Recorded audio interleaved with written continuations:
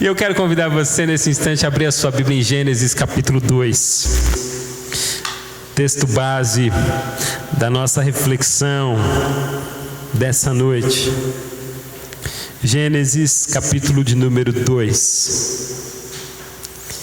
Quero convidar você para uma reflexão a partir desse texto.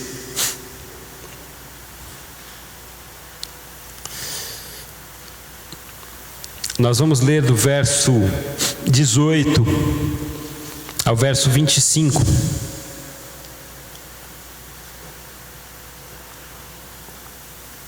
Gênesis capítulo 2, verso 18. Então o Senhor Deus declarou: não é bom que o homem esteja só. Farei para ele alguém que o auxilie e lhe corresponda. Depois que formou da terra todos os animais do campo e todas as aves do céu, o Senhor Deus os trouxe ao homem para ver como este lhe chamaria. E o nome que o homem desse a cada ser vivo, esse seria o seu nome. Assim o homem deu nomes a todos os rebanhos domésticos, às aves do céu e a todos os animais selvagens. Todavia não se encontrou para o homem alguém que o auxiliasse e lhe correspondesse. Então o Senhor Deus fez o homem cair em sono profundo. E enquanto este dormia, tirou-lhe uma das costelas, fechando o lugar com carne. Com a costela que havia tirado do homem, o Senhor Deus fez uma mulher e a levou até ele. Disse então o homem: esta sim é osso dos meus ossos e carne da minha carne. Ela será chamada mulher, porque do homem foi tirada. Por essa razão, o homem deixará pai e mãe, se unirá à sua mulher, e eles se tornarão uma só carne. O homem e a mulher viviam nus e não sentiam vergonha. Senhor Deus, fala conosco neste momento. Queremos que as vozes da nossa alma e do nosso coração se calem agora, para que possamos ouvir as respostas do Senhor e a direção do Senhor para as nossas vidas, em nome de Jesus. Amém. Amém. Eu me programei nesse final de semana para trabalhar um tema que é muito defendido dentro das igrejas e é um tema que a gente ama muito, porque ele faz parte daquilo que nós temos como objetivo de construção, que é família. E eu gostaria de falar hoje sobre pilares para uma relação familiar. Os pilares que nós precisamos estabelecer para construir uma relação familiar sólida e saudável. Porque a família é o ponto de partida do ser humano. Família é o ponto de partida do ser humano. Quando nós olhamos para a criação do homem e da mulher, desde o início de todas as coisas, nós vamos ver o sentido maior da família. E é interessante porque Deus, ele cria o homem, Deus, ele cria Adão, e Deus cria todos os animais. E é interessante porque dos animais, Deus criou o macho e a fêmea. Mas do ser humano, Deus apenas tinha criado o homem. E Deus, ele vai percebendo que o homem, ele é muito incompleto. Ele esquece de tudo. Acho que Adão devia esquecer de tudo. Por isso que Deus fez a mulher. Ele falou: não, ele precisa de uma auxiliadora. Ele vai precisar de alguém para ajudar nesse processo. Ele é muito limitado. Ele é muito limitado. Ele precisa de alguém que acompanhe. Ele precisa de alguém que lembre. Ele precisa de alguém que compartilhe. Ele precisa de alguém que cuide. Ele precisa de alguém que dê bronca. E aí o que ele fez? A mulher. Ele fez a mulher como auxiliadora e correspondente. Alguém com quem ele possa interagir. Alguém com quem ele possa desenvolver. E aí então, o texto diz que se estabelece um novo conceito, o conceito da maturidade da família, que está lá em Gênesis capítulo 2, verso 24, que diz: e deixará o homem, o quê? O seu pai e a sua mãe, unir-se-á a sua mulher, e serão os dois o quê? Uma só carne. E a princípio parece que esse conceito é um conceito muito vazio, é simples, deixar o homem... Esse conceito é extremamente importante para as nossas vidas hoje. Primeiro, para você viver uma nova família, você precisa em primeiro lugar deixar. Há alguns verbos importantes aqui: deixar. Deixar pai e mãe. Aí você fala assim: bom, eu acho que não é alguma coisa muito complicada. É muito complicado. Muitos casais se casam e não deixam para trás pai e mãe. Não no sentido de agora eu não ligo mais para meu pai, agora não, você tem pai, você tem mãe, você deve honrá-los, você deve respeitá-los mesmo casado, mas ao mesmo tempo você deve deixá-los. Não adianta você casar e trazer a sua mãe para o seu casamento. Não adianta você casar e trazer o seu pai para o casamento. Porque agora, tudo aquilo que eles tinham que fazer por vocês, eles já fizeram. Tudo que os nossos pais tinham que fazer, eles fizeram. Agora nós temos a responsabilidade de dar início à nossa família, à nossa vida. As decisões são nossas. Você pode em determinados momentos ouvir conselho, mas você não pode trazer o seu pai e a sua mãe todo dia para a sua vida, porque você precisa deixá-los. Isso faz parte da maturidade. Ninguém é maduro sem deixar pai e mãe. Ninguém é maduro sem viver uma vida e estabelecer os seus pilares a partir de então. Então o texto vai dizer: olha, para você formar uma família, você tem que deixar. Você tem que deixar e começar alguma coisa nova. Mas você não tem apenas que deixar pai e mãe, você tem que dar um segundo passo, que é unir. Você tem que se unir. Porque você deixa pai e mãe e você se une à sua mulher, no caso o homem. O homem, ele se une à mulher. E essa união é uma união na qual hoje nós chamamos de casamento. É uma união em que os dois se estabelecem no mesmo conceito, no mesmo princípio e vivem uma vida conjunta. Então, quando a gente fala sobre casamento, não tem mais meu e seu, é nosso. Quando a gente fala sobre família, não é mais as minhas coisas e as suas coisas, são as nossas coisas. Porque é necessário unir. Não tem aquele negócio, mas é meu dinheiro. Ah, não, é seu dinheiro. É o nosso dinheiro. Não tem esse negócio da irmã: ah, meu marido está com uma dívida. Não, nós estamos com uma dívida. Essa dívida é sua também. Porque na hora que a gente fala, o marido compra a casa, a mulher fala assim: a nossa casa. Aí o marido tem uma dívida. Ah, é a dívida dele. Não, é tudo de todos. Família é isso. Família é essa mistura. Não existe mais meu e seu, é nosso. Por isso que eu sou completamente a favor que essas coisas assim: ah não, o marido tem o Facebook dele, a mulher tem o Facebook dela. O marido tem o WhatsApp dele, a mulher tem o WhatsApp dela. Tudo bem, óbvio, você pode ter separado, não precisa ter tudo junto também, mas a senha um do outro, os dois têm que saber. Esse negócio de: ah, meu marido tem as coisas dele, ele tem a senha dele, não conta. Não tem conversa não. Vocês são juntos. Uma família é uma união, tudo é de todo mundo. Aí o marido fala assim: ah, não pode mexer nas minhas coisas. Ah, não pode. Por que não? A não ser que não queira mesmo. A questão, gente, tudo é de todo mundo nessas horas. Tudo é de todo mundo. Eu falo para a Lu também: Lu, não precisa apelar, né? Porque ela tem o meu e-mail aberto no tablet dela. Falou: tá na hora de colocar o seu já aí, né?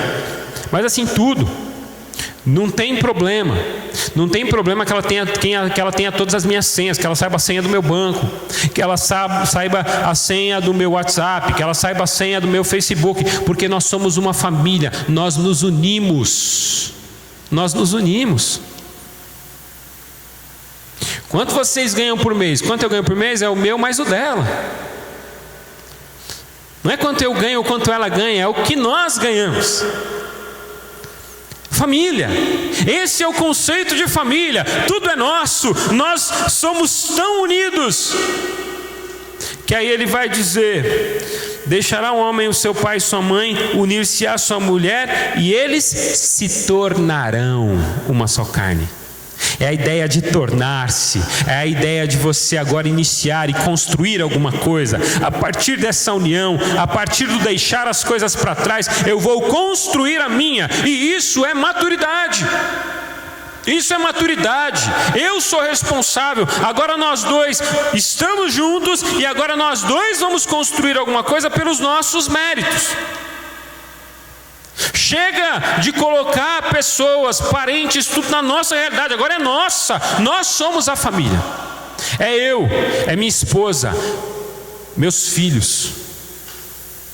Nós vamos nos tornar alguma coisa, e tornar-se-ão uma só carne, e tornar-se-ão uma família, e tornar-se-ão algo conjunto que não dá para separar. Não dá para pensar na pérola sem o João. Não dá mais para pensar no João sem a pérola. Não dá mais para pensar em um sem o outro. As famílias se completam, as famílias são unidas, as famílias, elas fazem parte de um projeto.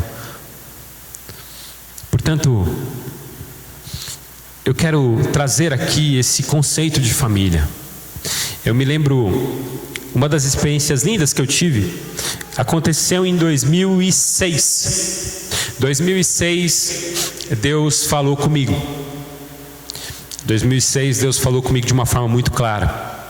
Eu me lembro um dia, nós estávamos encerrando um culto na primeira IPI, na 4 de abril.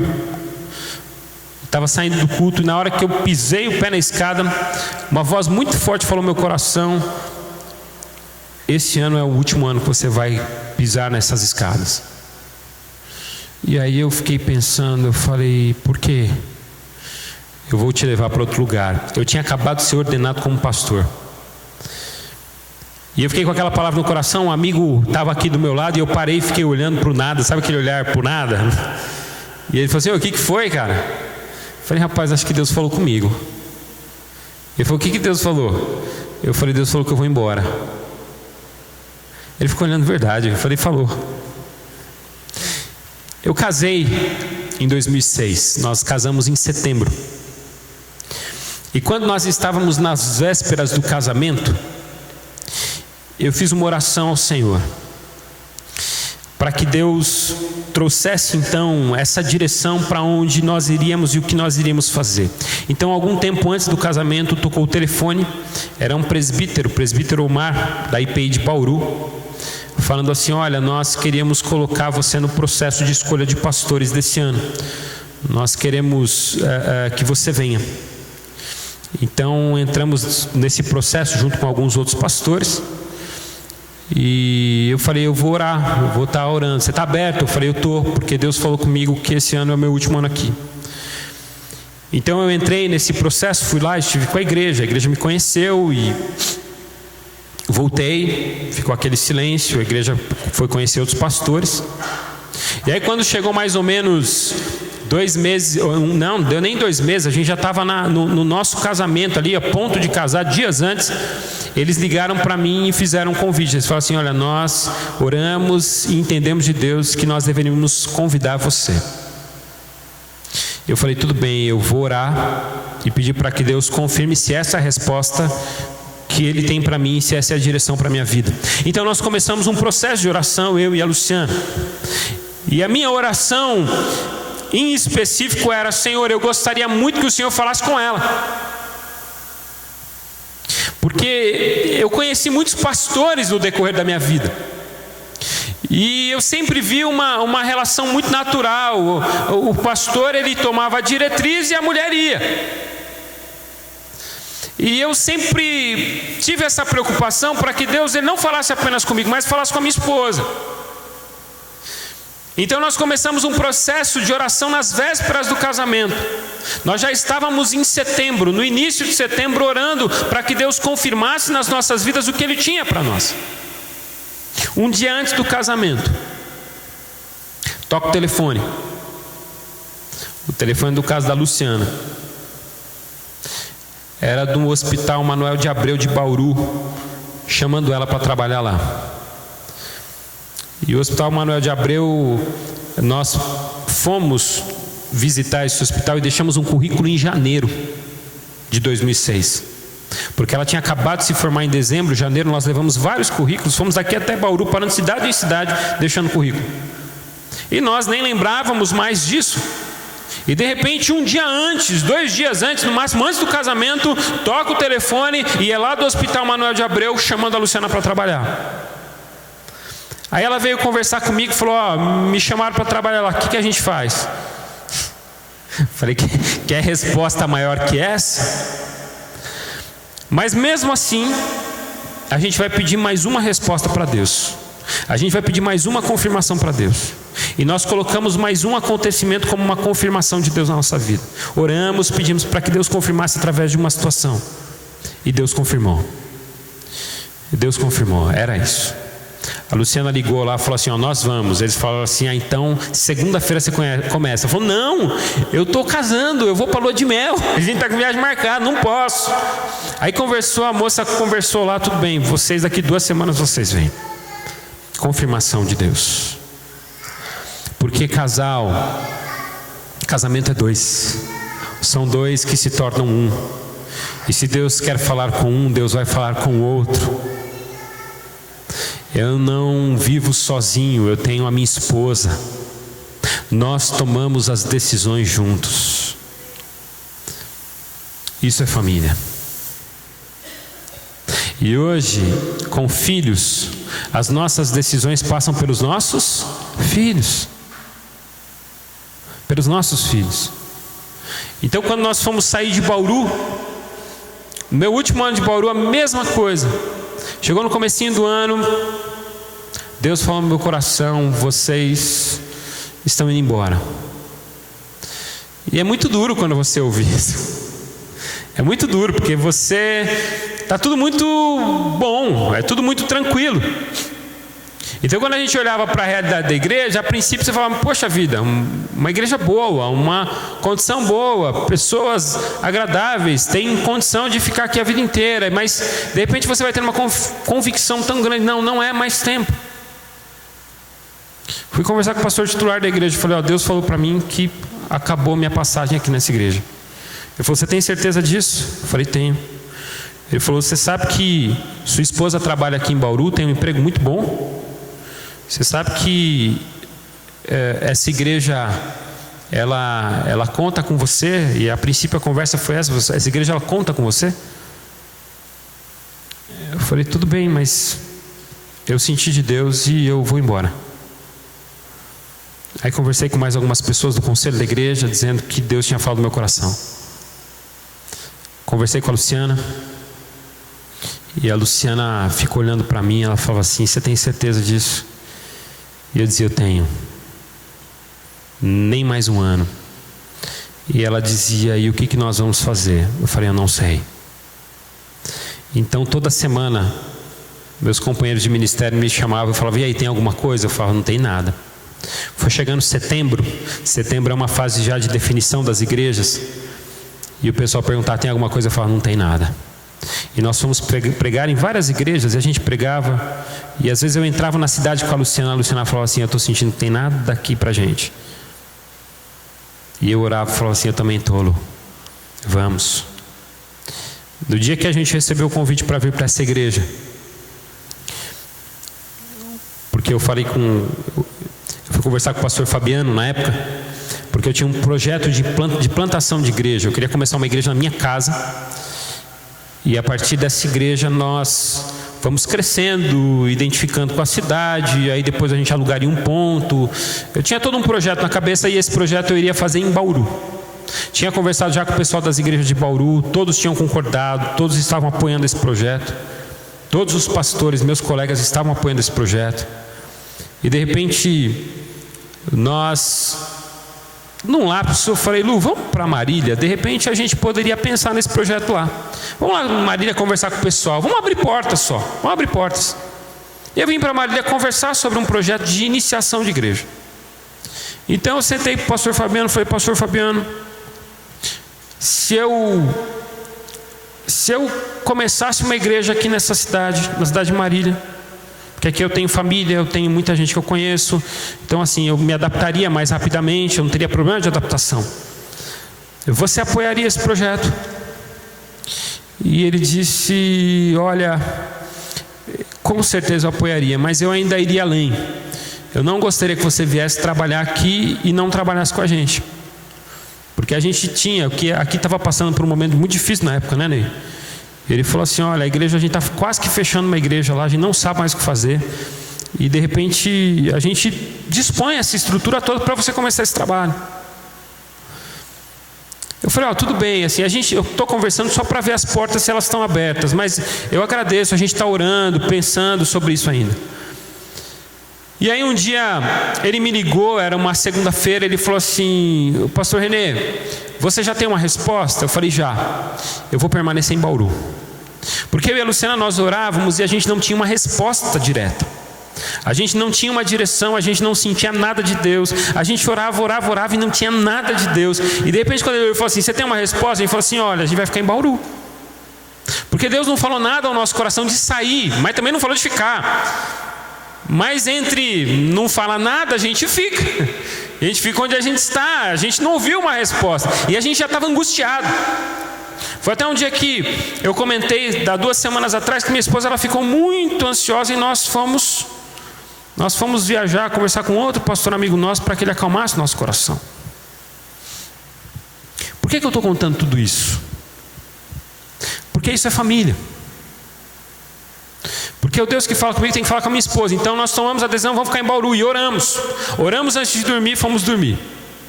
No dia seguinte eu acordei, eu falei: Lu, que noite horrível. Ela falou assim: nossa, eu também tive. Eu falei: por quê? Ela falou assim: eu entendi que a gente não tem que fazer nada aqui em Bauru, a gente tomou a decisão errada. Eu falei: eu acordei com essa mesma sensação. Eu falei: eu também senti, Lu, que eu tenho que ir para Marília. Ela falou: é isso mesmo. Na hora eu liguei para o pastor Fabiano e falei: pastor Fabiano, deixa eu dizer uma coisa para você. A gente está orando aqui e hoje Deus respondeu. A gente sentiu que a gente deve ir para Marília. A proposta está de pé. Ele falou assim: olha, a gente está sentado agora para resolver isso. Se você falar que vem, está fechado. Eu falei: perfeito, então estou indo. É o Deus que fala, é o Deus que direciona. É o Deus que direciona a minha vida, mas direciona a minha esposa. É o Deus que fala comigo e fala com a minha família. É o Deus que fala com os meus filhos. É o Deus que fala com todos aqueles. E quando nós contamos para os meninos e nós sentamos e falamos assim: olha, nós estamos pensando, nós estamos decidindo voltar para Marília. Os dois falaram assim: e a gente vai ficar perto da vovó? Eu falei: vai, então vamos. Que alegria! Que alegria! Deixará o homem, o seu pai e a sua mãe, unir-se à sua mulher, e eles se tornarão uma só carne. Isso é família, isso é casamento, isso são passos de fé. Mas é interessante porque quando a gente vê o passar do tempo, a gente vai ver que as famílias estão sendo completamente minadas. A gente vê que construir uma família não é algo fácil, é algo muito difícil. Estabelecer um casamento, e você que é casado sabe, não é algo simples, é muito difícil. Porque enquanto você está casado, parece que tantas adversidades se levantam contra o seu casamento. Aliás, você não precisa nem ser casado, no seu namoro você já enfrenta isso. São tantas adversidades. Se você quer ter uma ideia, em 1980, a média de divórcios por dia era de 40 a 60 divórcios por dia. Em 1990, de 40 a 60, a média subiu para 90 divórcios por dia.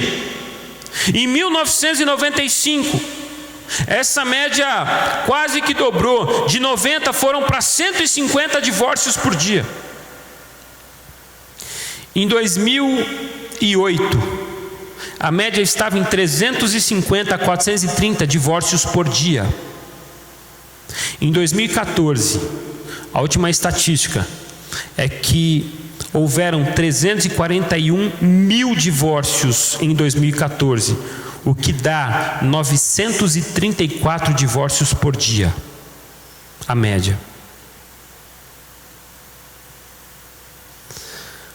Aí eu pergunto para você, é fácil manter uma família?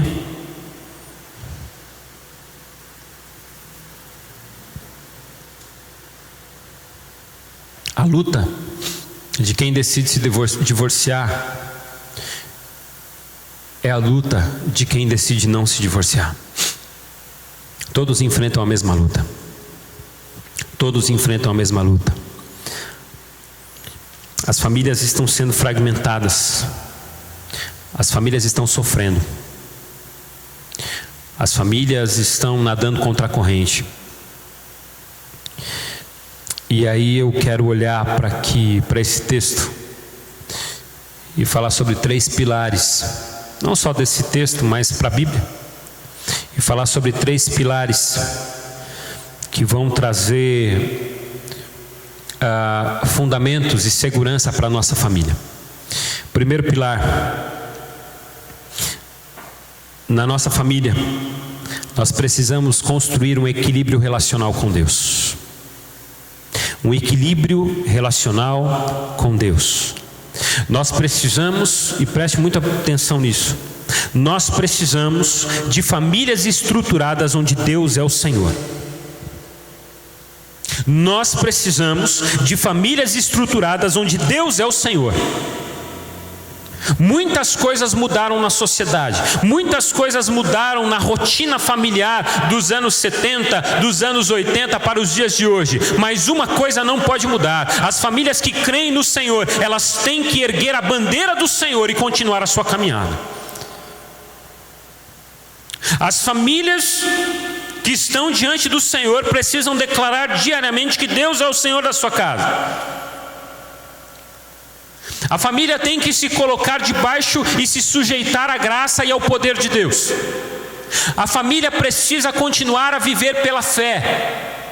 Famílias precisam continuar vivendo pela fé. Sabe por quê? Porque quando você decidiu casar, você já deu um passo de fé. E agora você precisa sustentar esse passo de fé. Quando você decidiu sustentar a sua família, você deu um passo de fé. E agora você precisa continuar dando passos de fé. Querido, sem fé é praticamente impossível manter uma família. E eu costumo dizer para cada casal que eu faço um pré-nupcial: construir um casamento é dar um passo de fé. Sabe por quê? O Ney tem uma história.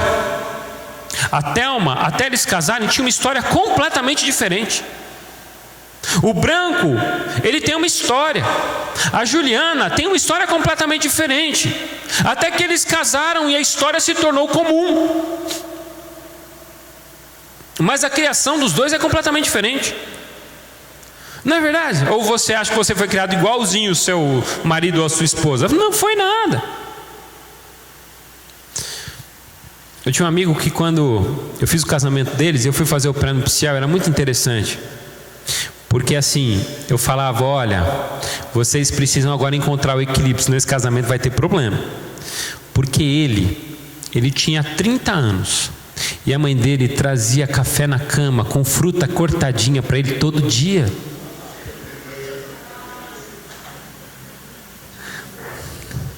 Fruta cortadinha. Nem a banana colocava ali para ele descascar, vinha cortada a banana. Aí eu ficava olhando para eles e eu falava assim, e ela falava assim: olha, pastor, eu já falei para ele que não vai ter essas coisas em casa não. Eu falei: isso vai dar um enrosco. Pessoa chega o primeiro dia, primeira semana, tá lá um menino na cama esperando café, e ela fala assim: levanta e faz. Não é assim? Algumas coisas a mulher vai falar assim: olha, levanta e faz. Agora não dá, eu tenho que trabalhar também, eu tenho que correr atrás da minha, vamos lá. Mas ele foi acostumado de outro jeito.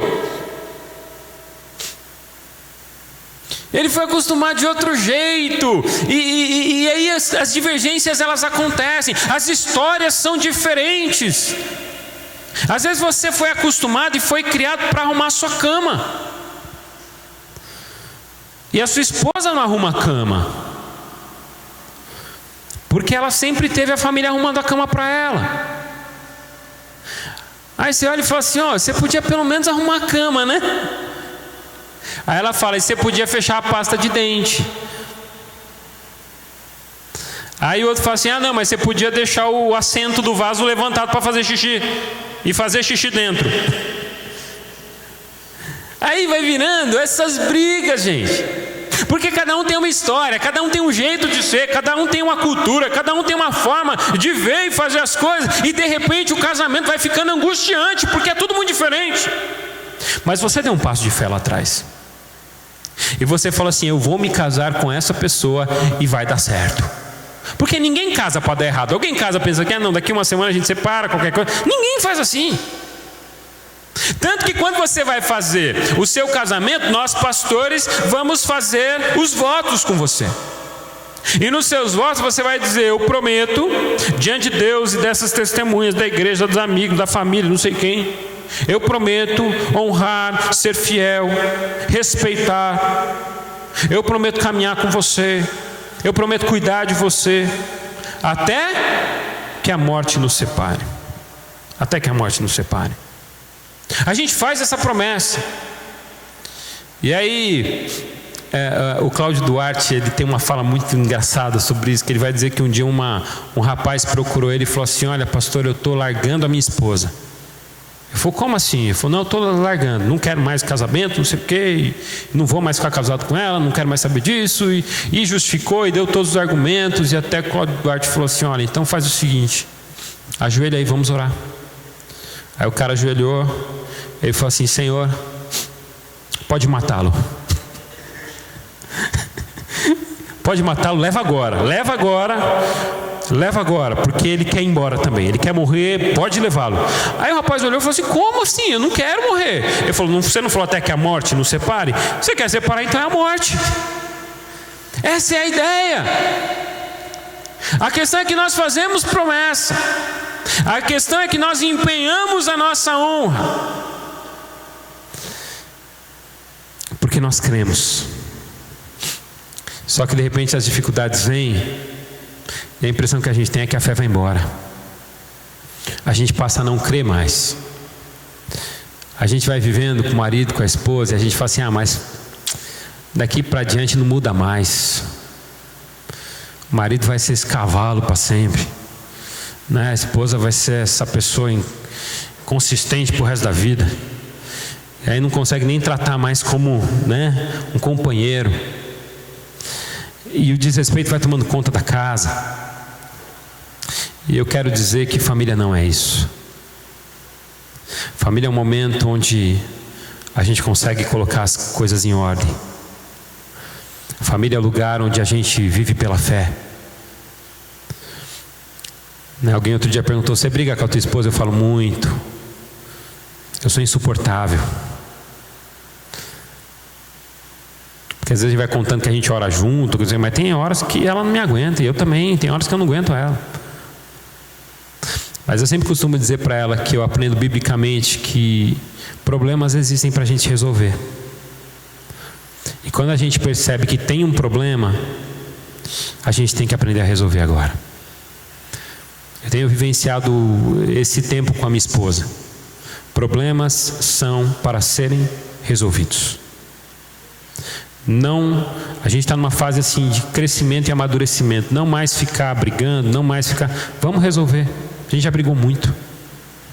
E eu falo, isso não é anormal. A gente, eu acho que vai aprendendo, vai amadurecendo o caminho, né? O caminho vai passando, a gente vai amadurecendo. Se a gente não amadurece é porque tem algum problema conosco. Mas família é vida pela fé. É vida pela fé. Há momentos que você olha e fala assim: meu, não tem jeito. E aí você diz: em Cristo tem jeito. Porque essa família não é minha, ela pertence ao Senhor. E eu preciso criar nessa família um equilíbrio relacional com Deus. Porque quem reina na minha casa é o Senhor. Quem muda a história da minha casa é o Senhor. Quem muda a história da sua casa é o Senhor. Quem vai definir o início, o meio e o fim da sua família é o Senhor. Portanto, viva pela fé em nome de Jesus. Em nome de Jesus. Em nome de Jesus. Segundo lugar, eu quero compartilhar com você. Segundo pilar: construa a sua família a partir de um amor que jamais acaba. Eu falei a semana passada aqui sobre o amor maduro, a maturidade do amor, como a gente deve viver um amor maduro. Mas hoje eu quero lembrar você que em 1 Coríntios capítulo 13, verso 8, a primeira frase diz assim: o amor jamais acaba. Vamos lá, todo mundo falando isso? O amor jamais acaba. Mais uma vez, o amor jamais acaba. Aí vem alguém e fala assim: pastor, terminando o casamento que o amor acabou. E aí eu fico pensando, acabou o amor ou acabou a disposição de amar? Porque o amor não acaba. Dependendo de como você trata e como você age na sua casa, o amor ele cresce, ele aumenta. O amor ele se fortalece, o amor ele se fundamenta, o amor ele cria raízes. Mas dependendo de como você age, a disposição de amar acaba. O amor ele nunca acaba. O amor ele nunca acaba. O que acaba é a disposição um do outro. E aí quando a gente olha para 1 João vai dizer: olha, nisto conhecemos o amor, em que Cristo deu a vida por nós pecadores. E ele vai dizer mais, ele vai falar assim: olha, se você não ama o seu irmão a quem vê, como é que você vai amar a Deus a quem você não vê? E ele também nos diz que Deus é amor. Então se eu quero vivenciar um amor que jamais acaba dentro da minha casa, eu preciso da presença de Deus lá. Eu preciso construir e vivenciar esse amor e compreender, Ney, que esse amor ele jamais acaba. E ele não acaba porque quem sustenta o amor da minha casa é Deus. Quem sustenta o amor da sua família é Deus. E aí, talvez eu fale alguma coisa que eu já falei a semana passada aqui, mas eu acho que é importante. Presta atenção. Muitas pessoas se casam com o objetivo de mudar o outro. Me lembro uma vez, conheci a história de uma moça crente, viveu na igreja há tantos anos, o namorado dela ia, ajudava, cuidava das crianças, fazia isso, fazia aquilo. No dia que eles casaram, eles pisaram na casa dele. Ele falou assim: a partir de hoje não tem mais igreja. Ela falou: como assim? Ele falou: chega, cansei dessa história. Ele falou: não, mas separaram em 1 ano. Porque ele entendeu que as mudanças que ele achou que ela precisaria realizar, elas seriam realizadas fora da igreja, que a igreja atrapalhava o relacionamento. Eu quero dizer uma coisa para você: você não casou com seu marido ou com a sua esposa para mudá-lo. Você casou com o seu marido e com a sua esposa para desfrutar deles. Gente, a gente está vendo uma história de casais que vivem um embate querendo mudar um outro. Você não casou para mudar, você casou para desfrutar. Você casou para contar história. Às vezes eu falo isso em casamento, que os momentos mais gostosos é quando a gente vai, depois de um dia estafante, a gente senta, os meninos vão dormir e a gente começa a contar as coisas que aconteceram na semana. E eu começo a contar algumas coisas para a Lu, e a Lu começa a rachar de rir. E ela vai contando as coisas que ela falou, que ela fez, que ela se atrapalhou, e eu racho de bico da cara dela. Desculpa o termo, mas é mais ou menos isso. Eu dou muita risada na cara dela. E a gente ri um do outro, e a gente se diverte, a gente conta história. E esses momentos são os momentos que alegram o nosso coração. São as coisas que alimentam o nosso casamento, as histórias, as risadas. Há quanto tempo você não tem uma gargalhada junto com a sua esposa? Só fica ali, Chega para contar a história e fala assim: olha, eu queria falar uma coisa com você. Aí você pensa que vai falar uma coisa boa. O que foi? Vai vencer conta amanhã. Você tem dinheiro na sua conta? Não tenho dinheiro na minha conta. O que a gente faz? Porque assim, essa vida é uma desgraça. Você nunca tem dinheiro, você precisa trabalhar mais. Aí vira essa converseira toda, o tempo todo. É um cobrando o outro, é um pedindo mais para o outro, um só chega no outro para cobrar, para falar de dinheiro, para falar de dívida, para falar de problema, e você não consegue mais desfrutar o casamento. Falei, vai contar de um problema, pelo menos leva para tomar um sorvete, né? Dá uma equilibrada no negócio, toma um sorvete, aí você conta o problema. Mas a questão é que a gente precisa aprender a desfrutar mais do amor que há dentro da nossa casa. Porque de repente a gente vai mudando, a gente vai ficando duro, a gente vai ficando chato, a gente vai ficando exigente. Tudo tem que ser do nosso jeito, tudo tem que ser da nossa forma, tudo tem que ser do jeito que eu quero. E a gente esquece de dar espaço para o outro. Nós não somos nós não somos duas pessoas, nós somos um num casamento e cada um tem que ter o seu espaço. Homens que anulam esposas não deixam as suas esposas terem vontades. Me lembro quando a Luciana estava grávida do Vitor. Eu sempre fui mão de vaca, eu sou pão duro. Não sou não. Mas eu fiquei encucado com uma coisa. A Luciana chegou para mim e falou assim: ela não tinha vontade de comer nada, nunca teve desejo dessas coisas. Mas um dia ela chegou para mim e falou assim: eu queria comprar uma bolacha que eu vi uma médica comendo lá no hospital. E eu falei: que bolacha que é essa? Eu perguntei lá, vende no mercado tal. Aí a gente estava no mercado tal, fui ver aquela bolacha. O pacotinho da bolacha custava uns R$15. E eu não comprei. Achei caro. Aí eu fui fazer um velório. E aí a gente estava conversando entre os amigos. Eu estava em Bauru, tinha um rapaz de Maria lá em Bauru. E a gente está conversando, eu falei assim. Ele falou: rapaz, sua esposa está com desejo? Eu falei: não. Só esse dia que ela quis comprar uma bolacha. Mas que bolacha cara. Ele falou: verdade, cara, quanto custa a bolacha? Eu falei: R$15. Eu falei: René, eu não acredito. Eu falei: o que foi? R$15?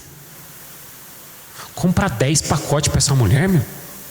Ela não deu trabalho, ela não pediu nada a gravidez inteira. Agora você vai murrugar uma bolacha de R$15 para ela? René, poupe-me. Bateu forte. Eu saí do velório e fui pro mercado. Comprei 3. Não comprei 10, também não era necessário. 10 era muito. Leva a bolacha para ela, meu Deus. A gente fica numa neurose e acha que R$15 vai acabar com a nossa vida. A gente fica ali o ano inteiro vendo a esposa trabalhar, vendo o marido trabalhar, e a gente não é capaz de preparar uma noite bacana. Essas coisas que precisam ser revistas. Desfrutar a parte boa.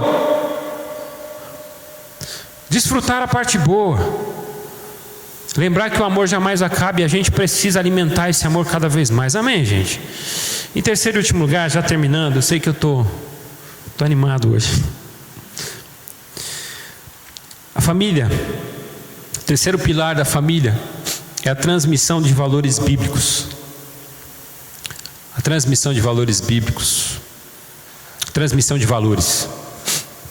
É interessante porque cada vez mais a gente tem se desinteressado pela história da nossa família. Você já viu isso?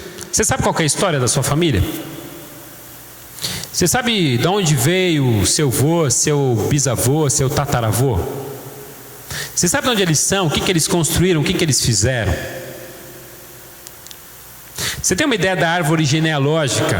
Da onde vem? Já tentou construir isso? Eu já tentei, é difícil demais. É um negócio difícil. Mas a gente começa a perceber em cada casa que nós temos um desinteresse pela nossa história. Nós temos um desinteresse pela história dos nossos pais. Depois que eu casei, eu construí uma relação tão gostosa com meu pai, que ele ia em casa e nós ficávamos até madrugada, e ele contava as histórias da vida dele em detalhes que eu nunca soube.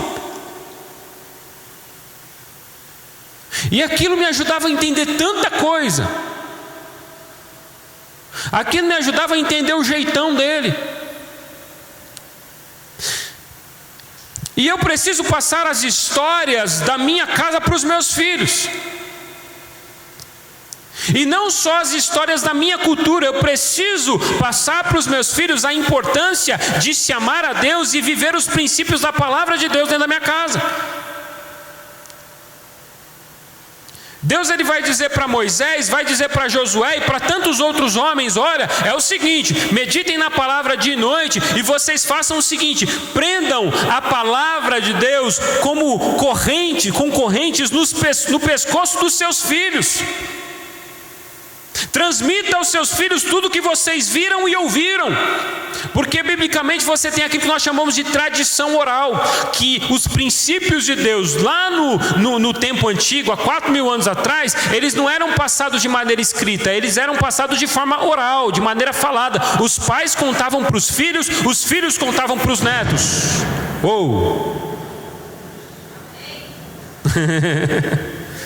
Os filhos contavam para os netos. E assim, a tradição se manifestava na vida. Então, queridos, algum carro está lá. Isso, já foi. Então, olha aqui, voltem para cá agora. Já estou terminando. Nós precisamos ensinar para os nossos filhos aquilo que nós aprendemos, principalmente quando nós estamos falando de princípios bíblicos. A gente está vivendo um período terrível de corrupção no nosso governo, na nossa história. Você sabe quem vai quebrar isso? Não vai ser essa geração, serão as próximas gerações. Mas isso depende da gente. Isso depende da gente. Depende de eu ensinar para o meu filho que pegar uma caneta do amiguinho na escola é errado, é roubo, ele tem que devolver. Isso depende dos pais ensinarem para os filhos. Por isso que eu tenho falado sobre honestidade, eu tenho falado sobre a gente ter atitudes coerentes aqui. Pegou alguma coisa de alguém, não é seu. Você pegou alguma coisa emprestada e não devolveu, você tem que devolver porque não é seu. Aquilo tem que começar a te incomodar, aquilo tem que mexer com você. Você fez alguma coisa que é contra a lei, que você tenha um peso na consciência, em nome de Jesus. Porque o que é errado. Eu gosto de uma frase, parece sempre no Facebook: errado é errado, mesmo que todo mundo ache que é certo. E o certo é certo, mesmo que todo mundo não faça. Ou seja, biblicamente o que é certo é correto. Respeitar a família, amar a esposa. Sabe o que a Bíblia diz? Efésios capítulo 6: maridos, amem as mulheres assim como Cristo amou a igreja. Mulheres, sujeitem-se aos seus maridos. Nós precisamos viver os princípios bíblicos, porque eles dentro da nossa casa transformam a nossa família. A Bíblia diz: o justo viverá pela fé. Eu digo, os maridos e as esposas viverão pela fé. Os casamentos viverão pela fé. Os casamentos viverão pela fé. Portanto, coloquem os princípios de Deus no seu casamento. O princípio do perdão, o princípio do respeito, o princípio do amor, o princípio da docilidade. Eu gosto quando o apóstolo Paulo fala para a gente tratar o outro com docilidade, com temperança. É respeito isso. Sabe, esses princípios eles devem estar em vigor. Aí, quando você assistir uma novela, você vai olhar para aquela novela e falar assim: não pode. Isso não pode entrar dentro da minha casa.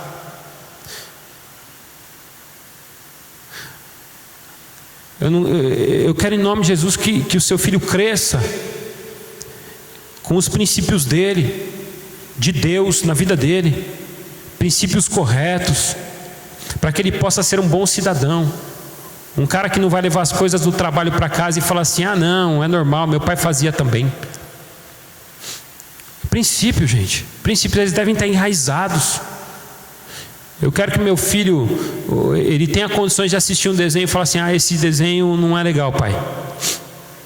O Vitor sabe os desenhos que eu não gosto que ele assista, e ele não assiste. Não assiste. E às vezes o Felipe tenta assistir, e ele fala assim: não, pai, não deixa. Pai, não deixa. Ele fica lá, um xerifão da televisão, Vitor. Mas sabe já o que é certo e o que é errado. Tem essa compreensão que é errado, é errado. Vamos lá, gente. Vamos fazer.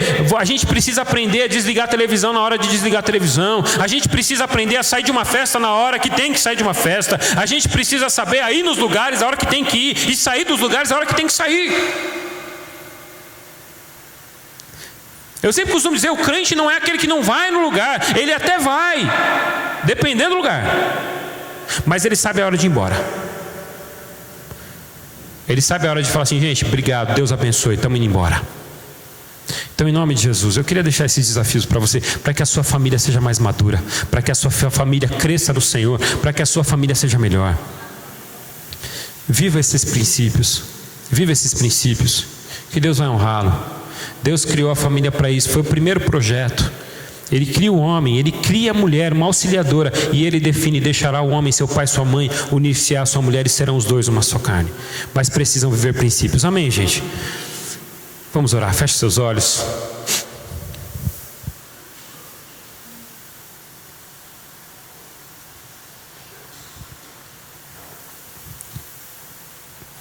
Eu sei que hoje você pode estar passando por lutas dentro da sua casa. Eu sei que hoje você pode estar passando por desequilíbrios familiares.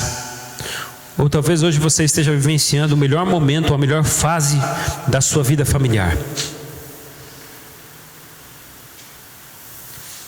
Mas eu quero nesse instante desafiar você a colocar a sua vida no altar do Senhor. Eu quero desafiar você nesse instante a dedicar e consagrar a sua família ao Senhor. Pela fé. Faça pela fé. Comece a abençoar a sua casa em nome de Jesus. Maridos, comecem a admirar as suas esposas. Talvez hoje você olhe e fale assim: mas eu não tenho nada para admirar nela, ou nada para admirar nele. Talvez o problema não esteja no outro, esteja em você,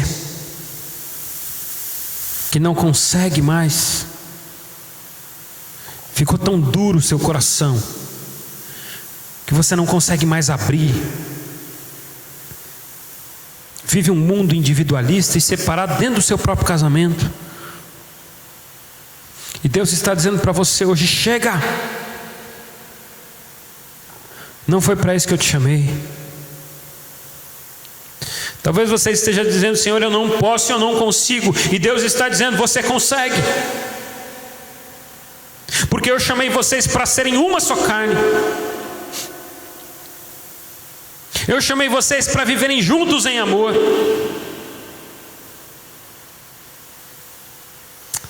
Em nome de Jesus.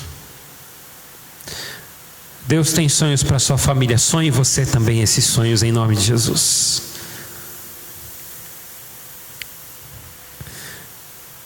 Seu marido é um príncipe que Deus te deu. E a sua mulher é uma princesa que Deus te deu. E talvez hoje você seja um jovem, um adolescente dizendo: eu não sou casado. E eu quero dizer para você: comece a orar, para que Deus mande para você uma pessoa dele, com princípios dele. Comece a estabelecer na sua vida os princípios que são importantes, para que você não sofra o que muita gente tem sofrido aí fora. Vamos todos nos colocar em pé e orar. Senhor, em nome de Jesus, eu quero pedir a tua bênção sobre cada família aqui, em nome de Jesus. Oh Deus, eu sei que muitas lutas elas são de cunho espiritual, muitas lutas são de cunho emocional, muitas lutas são porque eles não conseguem mais se encontrar dentro do casamento. Muitas lutas são de filhos contra pais, pais contra filhos, e não conseguem se compreender nem se entender. Pai, em nome de Jesus, Muda a nossa história, reescreve os nossos relacionamentos. Reescreve, ó Deus, os casamentos aqui em nome de Jesus. Talvez relações de namoro que já estão sendo mal fundadas. Pai, visita, muda a história.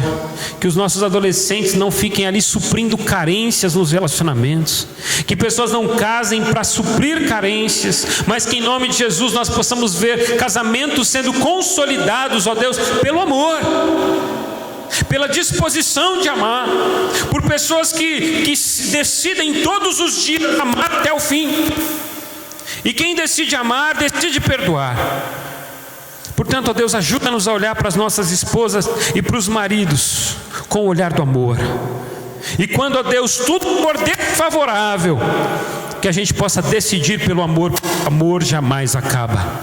O amor jamais acaba. Senhor, restaura as famílias, visita as famílias, abençoa as famílias, em nome do Senhor Jesus Cristo. Amém, amém. E que a graça do nosso Senhor e Salvador Jesus Cristo, que o amor de Deus nosso Pai, esse amor que transforma na nossa casa e ele permanece na nossa família todos os dias, que a graça e também que a ação do Espírito Santo, Espírito que nos motiva a continuar, a perseverar até o fim, seja sobre a sua vida, seja sobre a sua história, seja sobre o seu cônjuge, seja sobre os seus filhos, que seja hoje para todos sempre. Amém, amém. Queridos, Deus abençoe. Dê um abraço em quem está perto de você. Que Deus abençoe a sua vida, que Deus abençoe